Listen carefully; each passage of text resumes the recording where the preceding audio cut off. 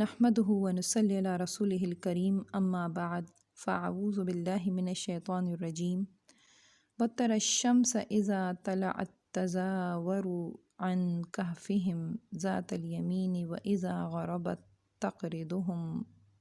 تقرضهم ذات الشمال وهم في فجوة منه ذلك من آيات الله من يهد الله فهو المهتد ومن يضلل فلن تجد له وليا مرشد رب اشرح لي صدري ويسر لي أمري واحلل عقدة من لساني يفقهوا قولي اللهم أرنا الحق حقا وارزقنا اتباعه وأرنا الباطل باطلا وارزقنا اجتنابه آمین یا رب العالمین۔ سیریز ہماری چل رہی ہے الحمدللہ، سورہ کہف دجال کے فتنے سے کیسے بچائے گی۔ آج ہم اس کا 3rd سیشن کر رہے ہیں باذن اللہ۔ آیت چل رہی ہے ہماری آیت نمبر 17۔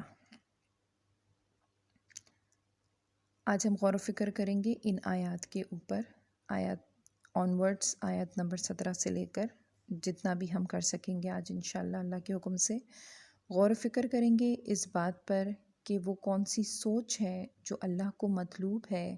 اس سورہ سے اللہ ہماری وہ کون سی سوچ وجود میں لانا چاہتے ہیں، ڈیولپ کرنا چاہتے ہیں، جو ہمیں دجال کے فتنے سے بچائے گی۔ تو چلیے شروع کرتے ہیں۔ تم انہیں غار میں دیکھتے تو تمہیں یوں نظر آتا کہ سورج جب نکلتا ہے تو ان کے غار کو چھوڑ کر دائیں جانب چڑھ جاتا ہے، اور جب غروب ہوتا ہے تو ان سے بچ کر بائیں جانب اتر جاتا ہے، اور وہ ہیں کہ غار کے اندر ایک وسیع جگہ پڑے ہیں۔ اب آپ ذرا سوچئے کہ اللہ کی کیسی قدرت ہے کہ سورج چونکہ اللہ کی مخلوق ہے اور اللہ کو اختیار حاصل ہے کہ اپنی مخلوق کو جس طرح چاہے استعمال کرے اور اس سے جس طرح چاہے کام لے، تو اللہ نے سورج کو جس طرح سے حکم دیا اس نے اسی طرح سے اللہ کا کام کیا۔ اور دیکھیں یہاں پر ایک اور بہت اہم بات سمجھ میں آنے والی ہے کہ اس سے آپ یہ سمجھیے کہ اللہ تعالیٰ نے سورج کو حکم دیا اور اللہ کے حکم کے مطابق اس نے وہی کیا جو اللہ نے کہا۔ جس طرح سے سورج اللہ کی مخلوق ہے، اسی طرح سے باقی اور چیزیں بھی اللہ ہی کی مخلوق ہیں۔ انسان بھی اللہ کی مخلوق ہیں، فرشتے بھی اللہ کی مخلوق ہیں، اور جنات بھی اللہ کی مخلوق ہیں۔ ہم انسانوں کا یہ المیہ رہا ہے، شروع سے ازل سے یہ المیہ رہا ہے، جب سے آدم علیہ السلام پیدا ہوئے ہیں، کہ ہم جو ہے انسپائر بہت جلدی ہو جاتے ہیں، اور ہم ایک تو ہوتی ہے نا شخصیت پسندی، ایک ہوتی ہے شخصیت پرستی۔ ہم پرستش شروع کر دیتے ہیں اس چیز کی، اس انسان کی جس کو اللہ نے کچھ اپنے عجائبات دکھانے کے لیے استعمال کیا ہو۔ اس کو اس طرح سمجھیے کہ اگر سورج کو اللہ نے اپنی مخلوق کی وجہ سے کہ وہ اس کی مخلوق ہے کچھ آرڈرز دیے ہوئے ہیں، اس کے مطابق وہ عمل کر رہا ہے، تو ہم سورج کو ہی اپنا خدا سمجھ بیٹھیں، سورج کو ہی کرتا دھرتا سمجھ بیٹھیں۔ اسی طرح سے جن بزرگان دین کو اللہ تعالیٰ نے عجائبات دکھائے، جن کو اللہ نے کرشمے دکھائے اپنے، ہم بجائے اس کے کہ اللہ کی اس قدرت پر یقین ہمارا اور پختہ ہو جائے کہ اللہ یہ بھی کر سکتا ہے، اس کی بجائے افسوس یہ ہے کہ ہم انہی بزرگان دین کے ساتھ ایسے عقائد وابستہ کر لیتے ہیں کہ شاید یہی کرتا دھرتا ہیں اور یہی سب کچھ کریں گے۔ یہ شروع سے انسان کا المیہ رہا ہے، ابد سے، ازل سے اور ابد تک رہے گا۔ یہ اللہ کی نشانیوں میں سے ایک نشانی ہے۔ اب دیکھیں یہ اللہ کی نشانی ہے، اللہ اپنی نشانی دکھانا چاہ رہے ہیں۔ جس کو اللہ ہدایت دے وہی ہدایت پانے والا ہے، اور جسے اللہ بھٹکا دے اس کے لیے تم کوئی ولی مرشد نہیں پا سکتے۔ جب اللہ ہی ہدایت نہ دے تو ایسی باتوں سے کیا ان کو سمجھ میں آئے گی کہ اللہ اپنے کرشمے دکھا رہے ہیں، اللہ اپنے عجائب۔ اب وہ جو 7 نوجوان جن کی تعداد بھی یہاں پر نہیں بتائی جا رہی، لوگوں نے انہی کو کوئی وہ بنا لیا، اور آج تک ان کے لیے چڑھاوے بھی چڑھائے جاتے ہیں، ان کے لیے نفلے بھی پڑھے جاتے ہیں، وہ 7ویں شریف کے یا ایسا کچھ ہوتا ہے، بہت بچپن میں تھا، مجھے ابھی صحیح طرح یاد نہیں، لیکن آئی ایم شور وہ انہی نوجوانوں کے وہ نفل ہوتے ہوں گے۔ تو یہ اللہ کی نشانیوں میں سے ایک ہے، جس کو اللہ ہدایت دے وہی ہدایت پانے والا ہے، اور جسے اللہ بھٹکا دے اس کے لیے تم کوئی ولی مرشد نہیں پا سکتے۔ تم انہیں دیکھ کر یہ سمجھتے کہ وہ جاگ رہے ہیں، حالانکہ وہ سو رہے تھے۔ ہم انہیں دائیں بائیں کروٹ دلاتے رہتے تھے، اور ان کا کتا غار کے دہانے پر ہاتھ پھیلائے بیٹھا تھا۔ اگر تم کہیں جھانک کر انہیں دیکھتے تو الٹے پاؤں بھاگ کھڑے ہوتے، اور تم پر ان کے نظارے سے دہشت بیٹھ جاتی۔ یعنی اللہ نے ایسی دہشت ان کے اوپر ڈال دی تھی وہاں پر، اس جگہ پر، کہ تاکہ کوئی وہاں جائے ہی نہیں، نہ کوئی جائے گا، نہ کسی کو پتہ لگے گا کہ کوئی لڑکے وہاں پر سو رہے ہیں۔ اور اسی عجیب کرشمے سے ہم نے انہیں اٹھا بٹھایا۔ اب جس نے سلایا تھا اسی نے اٹھا بھی دیا، تاکہ ذرا آپس میں پوچھ گچھ کریں۔ ان میں سے ایک نے پوچھا، کہو کتنی دیر اس حال میں رہے؟ دوسرے نے کہا، شاید دن بھر یا اس سے کچھ کم رہے ہوں گے۔ پھر وہ بولے، اللہ ہی بہتر جانتا ہے ہمارا کتنا وقت اس حالت میں گزرا ہوگا۔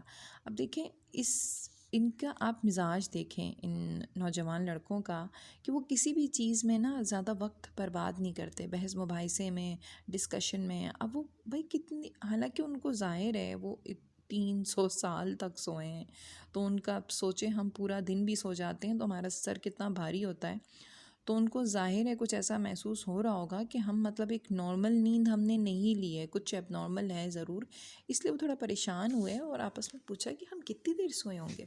تو کسی نے کچھ کہا، کسی نے کچھ کہا۔ اب اس میں انہوں نے زیادہ ٹائم نہیں لگایا، انہوں نے کہا بس چھوڑو، مقصد یہی تھا کہ بھئی چھوڑو اس بات کو، اور آگے دیکھیں کیا کہتے ہیں وہ۔ دوسرے نے کہا، شاید دن بھر یا اس سے کچھ کم رہے ہوں گے۔ پھر وہ بولے، اللہ ہی بہتر جانتا ہے کہ ہمارا کتنا وقت اس سال میں گزرا۔ چلو اب اپنے میں سے کسی کو چاندی کا سکہ دے کر شہر بھیجیں کہ وہ دیکھے کہ سب سے اچھا کھانا کہاں ملتا ہے، وہاں سے وہ کچھ کھانے کے لیے لائے، اور چاہیے کہ ذرا ہوشیاری سے کام کرے، ایسا نہ ہو کہ وہ کسی کو ہماری یہاں ہونے سے خبردار کر بیٹھے۔ اب دیکھیں توکل تو اللہ پر ہے، لیکن اسباب بھی اپنانے ہیں۔ ایسا نہیں ہے کہ اللہ پہ توکل کر دیا تو بس اب کوئی فکر نہیں، کوئی مسئلہ نہیں ہے، کوئی اسباب بھی اختیار نہیں کرنے، اب اللہ پہ توکل ہے تو کوئی احتیاط کی ضرورت نہیں ہے، اللہ حفاظت کرے گا، ایسا نہیں ہے، اسباب بھی اختیار کرنے ہیں۔ اگر کہیں ان لوگوں کا ہاتھ ہم پر پڑ گیا تو بس سنسار ہی کر ڈالیں گے، یا پھر زبردستی ہمیں اپنی ملت میں واپس لے جائیں گے۔ جتنا ڈر سنسار ہونے کا تھا، مرنے کا تھا، اتنا ہی ڈر، کیونکہ ظاہر ہے ابھی اسلام قبول کیا ہے تو اب نیک عمل بھی کرنے ہیں، ایسے تھوڑی دنیا سے جانا ہے، کیا منہ دکھائیں گے اللہ تعالیٰ کو، نیک عمل بھی کرنے ہیں، تو وہ مار دیں گے ہمیں، یا پھر یہ کہ اگر ہمیں اپنی دین سے ہی ہٹا دیا۔ دیکھیں صحبت کا کتنا اثر ہوتا ہے، تو ان کو ڈر لگ رہا ہے کہ اگر اپنی ملت میں چلے گئے تو وہ تو ہمیں اپنے دین پر لے جائیں گے، اور ایسا ہوا تو ہم کبھی فلاح نہ پا سکیں گے۔ اس طرح ہم نے اہل شہر کو ان کے حال پر مطلع کیا تاکہ لوگ جان لیں کہ اللہ کا وعدہ سچا ہے، اور یہ کہ قیامت کی گھڑی بے شک آ کر رہے گی۔ اب دیکھیں اس سب جو معاملہ، یہ واقعہ جو ہوا 300 سال سے اوپر تک وہ سوتے رہے، یہ تمام جو چیزیں مطلب یہ اتنے سالوں تک ایک مستقل یہ پروسیس چلتا رہا۔ سورج کا جو معاملہ ہے، پھر یہ کہ فرشتے کروٹ دلوا رہے ہیں، اور یہ ساری چیزیں ہو رہی ہیں، تو اس کے پیچھے مقصد کیا تھا؟ مقصد صرف ایک تھا کہ لوگ یہ سمجھ لیں کہ قیامت آئے گی، اور مردوں کو دوبارہ زندہ کیا جائے گا۔ ان کا یقین، ان کا ایمان پختہ کرنے کے لیے اس عقیدے پر کہ مرنے کے بعد ہمیں زندہ ہونا ہے، اور اللہ قادر ہے اس بات پر، اللہ ہر چیز پر قادر ہے۔ اللہ کے اختیارات پر یقین کو پختہ کرنا مطلوب تھا۔ اللہ تعالیٰ انہیں اپنی نشانی کہہ رہے ہیں۔ نشانی کیا ہوتی ہے؟ مارک، سمبل کیا ہوتا ہے؟ یعنی مثال کے طور پہ آپ کو کسی جگہ پر پہنچنا ہے، کوئی ایسا، مثال کے طور پہ کوئی ادارہ ہے جہاں آپ نے پہنچنا ہے، تو اب وہ جو کچھ راستے میں جہاں سے آپ چلے ہیں وہاں جگہ جگہ سائن بورڈز لگے ہوئے ہیں جو آپ کو اشارہ دے رہے ہیں ایرو کے ذریعے سے کہ آپ کو ابھی یہاں مڑنا ہے، پھر وہاں مڑنا ہے، اور یہاں سے جا کر یہ ادارے تک آپ پہنچ جائیں گے۔ تو وہ جو ایروز ہیں، وہ جو سائن بورڈز ہیں، وہ نشانی ہیں اس ادارے تک پہنچانے کا سبب ہیں۔ تو اسی طرح اللہ جو ہے کہ جو نشانیاں ہوتی ہیں ان کے ذریعے سے ہم اللہ تک پہنچتے ہیں، اللہ کو حاصل کرتے ہیں، اللہ کو پاتے ہیں، اللہ کا قرب پاتے ہیں۔ تو اصحاب کہف کو بھی اللہ نے اپنی نشانیوں میں سے ایک نشانی کہا۔ قرآن کی آیتوں کو اللہ تعالیٰ نشانی کہہ رہے ہیں، اور اس دنیا کی کائنات کی جو چیزیں ہیں ان سب کو اللہ نشانی کہہ رہے ہیں، یعنی ان کے ذریعے تم مجھ تک پہنچ سکتے ہو، ان کے ذریعے تمہیں اندازہ ہو جائے گا کہ یہ سب کچھ ایسے تھوڑی بن گیا ہے، ضرور ان سب کے پیچھے کوئی خالق ہے جس نے ان سب کو بنایا ہے۔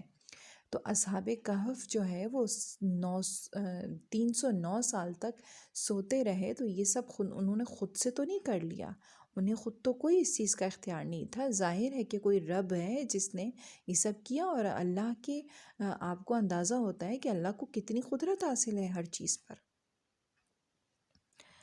تو اچھا، آگے فرمایا، اس طرح ہم نے اہل شہر کو ان کے حال پر مطلع کیا تاکہ لوگ جان لیں کہ اللہ کا سچا تھا اور یہ کہ قیامت کی گھڑی بے شک آ کر رہے گی۔ مگر ذرا خیال کرو کہ جب سوچنے کی اصل بات یہ تھی، اس وقت وہ آپس میں اس بات پر جھگڑ رہے تھے کہ ان اصحاب کہف کے ساتھ کیا کیا جائے۔ اصل سوچنے کی بات کیا تھی کہ اللہ جو ہے کیا فرما رہے ہیں اللہ تعالیٰ کہ قیامت کی گھڑی آ کر رہے گی تاکہ لوگ جان لیں۔ اللہ نے دوبارہ زندہ کیوں کیا ان کو، اٹھایا کیوں، جگایا کیوں، 309 سال تک سلایا کیوں؟ تاکہ لوگ جان لیں کہ اللہ کا وعدہ سچا ہے اور یہ کہ قیامت کی گھڑی آ کر رہے گی۔ مگر لوگوں نے کیا کیا؟ وہ آپس میں لڑ رہے ہیں کہ ان اصحاب کہف کا کیا کیا جائے۔ جب ان کا پھر انتقال ہوا، اب ایک دم سے بات جو ہے وہ چینج ہو گئی ہے اور ان کے انتقال کے بارے میں بات آ گئی۔ اب وہ کتنا عرصہ زندہ رہے اس کے بارے میں کوئی اوتھینٹک رائے موجود وہ ہسٹری میں موجود نہیں ہے کہ وہ کتنا عرصہ زندہ رہے، لیکن ایمان کی حالت میں وہ زندہ رہے اور اس کے بعد ان کا انتقال ہو گیا۔ وہ تو لوگ جو تھے وہ جو ہے وہ یہ جھگڑے میں پڑ گئے کہ اب ان کا کیا کریں ہم۔ کچھ لوگوں نے کہا ان پر ایک دیوار چنوا دو، ان کا رب ہی ان کے معاملے کو بہتر جانتا ہے۔ مگر جو لوگ ان کے معاملات پر غالب تھے انہوں نے کہا ہم تو ان پر ایک عبادت گاہ بنائیں گے۔ کیا وہی عقائد، وہی چیزیں، ہم مزار بنائیں گے اور ان کی ہم چڑھاوے چڑھائیں گے اور یہاں سے ہماری مرادیں پوری ہوں گی۔ تو وہی مینٹیلٹی انسان کی جو ہے وہ وہاں پر بھی تھی۔ کچھ لوگ کہیں گے کہ وہ 3 تھے اور چوتھا ان کا کتا تھا، کچھ دوسرے کہیں گے کہ 5 تھے اور چھٹا ان کا کتا تھا۔ یہ سب بے تکی ہانکتے ہیں۔ کچھ اور لوگ کہتے ہیں کہ 7 تھے اور 8واں ان کا کتا تھا۔ کہو میرا رب ہی بہتر جانتا ہے کہ وہ کتنے تھے۔ کم ہی لوگ ان کی صحیح تعداد جانتے ہیں۔ بس سرسری بات سے بڑھ کر ان کی تعداد کے معاملے میں لوگوں سے بحث نہ کرو اور نہ ان کے متعلق کسی سے پوچھو۔ اب دیکھیں کتنا اہم ایک اصول شریعت کا یہاں پر دیا جا رہا ہے کہ جس بات میں جو فائدہ ہے وہ اٹھا لو، باقی کو چھوڑ دو، فضول بحثوں میں مت پڑو۔ ایک اور ان کے اصحاب کہف کے رویہ کیا تھا کہ وہ آپس میں بات کر رہے ہیں تو اس بات پہ وقت ہی نہیں ضائع کیا کہ اتنے عرصے بعد، سالوں کے بعد وہ سو کر اٹھے اور وہ یہ آپس میں بس اتنا ہی ایک دوسرے سے پوچھا کہ ہم کتنی دیر سوئے ہوں گے۔ 1-2 جملے بولو اور اس کے بعد بات ختم، بھائی کھانا کھاؤ، قصہ ختم، جاؤ کھانا لے کر آؤ شہر سے۔ تو وہ بات انہوں نے ختم کر دی، یعنی لغویات وہ نہیں پڑھتے تھے، کرنے کے کام جو ہیں وہ کرو۔ تو یہاں پر بھی اللہ تعالیٰ یہی چیز سکھا رہے ہیں کہ تعداد سے کیا فرق پڑتا ہے، وہ 7 تھے، 8 تھے، 9 تھے، 10 تھے، 3 تھے، جتنے بھی تھے، کیا فرق پڑتا ہے اس سے؟ تمہیں ان باتوں سے کیا مطلب ہے کہ وہ کتنے تھے؟ تم تو جو اصل اس کے اندر میسج تھا وہ لو نا، کہ اللہ نے سلایا اور اللہ نے اٹھا دیا ان کو۔ تو دیکھیں یہاں پر یہ عقیدہ کہ اللہ ہی مارے گا اور اللہ ہی زندہ کرے گا، یہ ضرب ہے دجال کے فتنے پر، کہ وہ جو ہے یہ دعویٰ کرے گا کہ میں مردوں کو زندہ کر سکتا ہوں، جو لوگوں کے مرے ہوئے لوگ ہوں گے ان کو زندہ کر کے دکھائے گا، ان سے وعدہ کرے گا کہ میں تمہارے جو تمہارے مرے ہوئے تمہارے رشتہ دار ہیں، تمہارا باپ ہے، بھائی ہے، بیٹا ہے، جو بھی ہے، ان کو میں زندہ کر سکتا ہوں۔ تو یہ اللہ تعالیٰ یا عقیدے کی پختگی یہاں مطلوب ہے کہ زندگی اور موت صرف اللہ کے ہاتھ میں ہے، اولاد دینا صرف اللہ کے ہاتھ میں ہے، بیٹا یا بیٹی دینا صرف اللہ کے ہاتھ میں ہے، یہ سب چیز صرف اللہ کے اختیار میں ہے۔ کوئی بزرگ، کوئی نیک انسان، کوئی فرشتہ، کوئی جنات، کسی کو یہ اختیار حاصل نہیں ہے کہ وہ آپ کی تقدیر بدل سکے، آپ کو موت دے سکے یا آپ کو زندگی دے سکے۔ ایک بہت اہم بات یہاں پر میں آپ کو بتاتی چلوں کہ یہ جو عقیدہ ہے نا کہ اللہ کے علاوہ بھی کسی کو کوئی اختیار حاصل ہے اور کوئی کچھ کر سکتا ہے، جب یہ عقیدے میں شامل ہو جاتا ہے نا تو ایسے لوگوں کے لیے دجال کی باتوں پر یقین کرنا بہت آسان ہوگا، وہ فوراً اس کی باتوں پہ یقین کر لیں گے، کیونکہ ان کا ویسے ہی عقیدہ جو ہے وہ آلودہ ہو چکا ہے ان باتوں سے، اور ان کو پہلے ہی عادت پڑ چکی ہے اس چیز کی، یعنی ان کا عقیدہ پیور ہے ہی نہیں، وہ خالصتاً اللہ پر کہ اللہ ہی کر سکتا ہے اس بات پر ان کو ایمان نہیں ہے ان کا، اور وہ یہ سمجھتے ہیں کہ اللہ نے کسی کو اختیار بھی دیا ہوا ہے، تو کوئی انسان بھی شاید قادر ہے اس چیز پر، جیسے بعض لوگوں کا عقیدہ یہ ہوتا ہے کہ اللہ نے کر تو بیسیکلی ہوتا اس کے پیچھے اللہ ہی ہے، وہ یہی سوچتے ہیں کہ یہ اللہ ہی کر رہا ہے، لیکن اللہ نے ہی تو اختیار دیا ہوا ہے کہ تم کر دو یہ کام، میں تمہارے سپرد کر رہا ہوں۔ تو اللہ اس چیز کا انکار کرتے ہیں کہ میں یہ نہیں کرتا ہوں، میں کسی کے سپرد کوئی کام نہیں کرتا، میں خود سارے کام کرتا ہوں، میں خود ہر وقت ایکٹیو ہوں، میں خود ہر وقت حاضر ہوں، میں خود ہر وقت دعائیں سنتا ہوں، میں خود ہر وقت قبول کرتا ہوں، ایک ایک سیکنڈ، ایک ایک لمحہ اللہ سن رہا ہے اور آرڈر دے کر وہ کام کروا رہا ہے۔ کس سے کروا رہا ہے؟ فرشتوں سے، اور اللہ چاہے تو بغیر فرشتوں کی بھی کر سکتا ہے۔ تو یہ تو ایمان کا حصہ ہے نا، آمنت باللہ و ملائکتہ و کتبہ، سب سے پہلے تو اللہ پر اور اس کے فرشتوں پر ایمان لانا ہے نا، تبھی تو عقیدہ درست ہوگا پھر۔ تو اللہ کے غلام کون ہیں؟ اللہ کے کرنے والے کون ہیں؟ فرشتے ہیں، جن کے ذریعے سے رکاتے ہیں، اور وہ ہمیں نظر نہیں آتے، تو اللہ نے پہلے ہی بتا دیا کہ ان کے ذریعے سے کروں گا، ان کے علاوہ میں کسی سے کوئی مدد نہیں لیتا۔ تو وہ جو یہ اگر ابھی سے یہ معاملات چل رہے ہیں کہ فلاں بزرگ کو اختیار حاصل ہے وہ یہ کام کر دیں گے، فلاں بزرگ کو یہ اختیار حاصل ہے وہ یہ کام کر دیں گے، کیونکہ دیکھیں فرشتے تو نظر نہیں آتے نا، فرشتہ تو کلیم نہیں کرتا کہیں آ کر، ان کا تو دنیا ہی الگ ہے، وہ تو مخلوق ہی الگ ہے۔ اب دجال تو انسان بن کر آئے گا نا، اور ہمارے عقائد تو انسانوں سے جڑے ہوئے ہیں، انسان یہ کر سکتا ہے، انسان وہ کر سکتا ہے، فلاں بزرگ کے پاس جاؤ یہ ہو جائے گا، فلاں مزار پہ جاؤ یہ ہو جائے گا، تو عقیدہ خراب ہو گیا نا۔ اب جس کا پہلے سے یہ سوچ بنی ہوئی ہوگی کہ اللہ کے علاوہ بھی کوئی یہ کام کر سکتا ہے اور اولاد دے سکتا ہے اور دولت دے سکتا ہے، پریشانیوں کو حل کر سکتا ہے، مصیبتیں دور کر سکتا ہے، تو ظاہر ہے کہ جب دجال یہ دعویٰ کرے گا تو وہ فوراً یقین کر لے گا کہ ہاں ٹھیک ہے، کیونکہ وہ تو ایک نیک انسان بن کر آئے گا نا، وہ کوئی برا آدمی تھوڑی ہوگا، لوگ اس کو کوئی گنہگار تھوڑی سمجھیں گے، برا آدمی تھوڑی سمجھیں گے، وہ تو اچھا بن کر آئے گا، وہ تو نیکی کی باتیں بتائے گا، وہ اچھی باتیں کرے گا، تو لوگ اس سے جڑیں گے پہلے، تو وہ یہ دعویٰ کرے گا، وہ کہے گا میں یہ کر سکتا ہوں، میں یہ کر سکتا ہوں، جیسے پیر فقیر کہہ رہے ہیں آج کل، تو وہ یہ کہے گا، تو لوگ جو پہلے سے ان عقائد میں ہیں وہ فوراً یقین کر لیں گے اس کی بات پہ۔ تو یہ پوائنٹ بہت زیادہ اہم ہے یہاں پر نوٹ کرنے کے لیے، کہ اللہ ہمیں یہ توجہ دلا رہے ہیں یہاں پر کہ جب میں سلا سکتا ہوں 309 سال تک، تو میں کیا مرنے کے بعد دوبارہ زندہ نہیں کر سکتا؟ اور ایک جگہ اللہ قرآن میں فرماتے ہیں نا کہ یہ لوگ کہتے ہیں کہ مرنے کے بعد دوبارہ کیسے زندہ ہوں گے، تو اللہ فرماتے ہیں جب میں پہلی بار پیدا کر سکتا ہوں، کہ دوسری بار کوئی چیز پیدا کرنا مشکل ہے یا پہلی بار ایک چیز کا وجود ہی نہیں ہے اور میں نے پیدا کر دیا، تو وجود ہونے کے بعد میں پیدا نہیں کر سکتا کیا؟ ایک کام پہلے سے ہو چکا ہے، اس کو دوبارہ ریپیٹ کرنا اتنا مشکل نہیں ہے، لیکن ایک چیز کا وجود ہی نہیں تھا، اس کو بغیر وجود کے بدیع السماوات کہتے ہیں نا، یا بدیع العجائب الغیب، بدیع کہتے ہیں بغیر کسی چیز کے پیدا کر دینے والا۔ تو اصل کریٹر تو وہ ہے نا جو بغیر چیز کے پیدا کر دیتا ہے، یعنی کسی چیز کا وجود ہی نہیں ہے اور اس نے پیدا کر دیا، انسان کو بنا دیا، کیا کیا چیزیں انسان کی بنا دی۔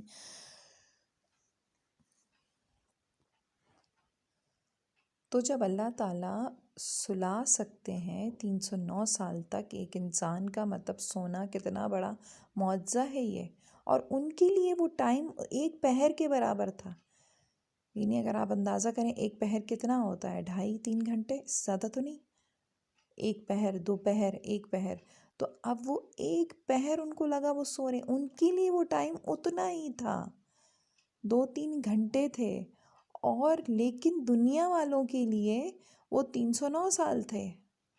باقی پوری دنیا کے 309 سال گزر رہے ہیں اور ان نوجوانوں کے کچھ گھنٹے گزر رہے ہیں۔ مطلب کتنی عجیب بات ہے یہ کہ ٹائم کو اللہ نے سکیڑ دیا ان کے لیے، وقت کو سمیٹ دیا ان کے لیے۔ خیر یہ بہت لمبی بحث ہے، لیکن اللہ نے اپنا معجزہ دکھایا، اللہ نے کرشمہ دکھایا تاکہ لوگوں کا ایمان اللہ پر بڑھے۔ تو اس قصے کو پڑھنے سے ہمارا ایمان اللہ پہ اور پختہ ہونا چاہیے، توحید میں ہمیں اور زیادہ آگے بڑھنا چاہیے، اور یہ یقین ہونا چاہیے کہ اللہ کے علاوہ کسی کے پاس کوئی قدرت، کوئی اختیار نہیں ہے۔ اللہ جو کرنا چاہتا ہے وہی کرتا ہے، اسی سے مانگنا پڑے گا۔ تو یہاں پر شرک کی بہت زبردست طریقے سے نفی کی گئی ہے۔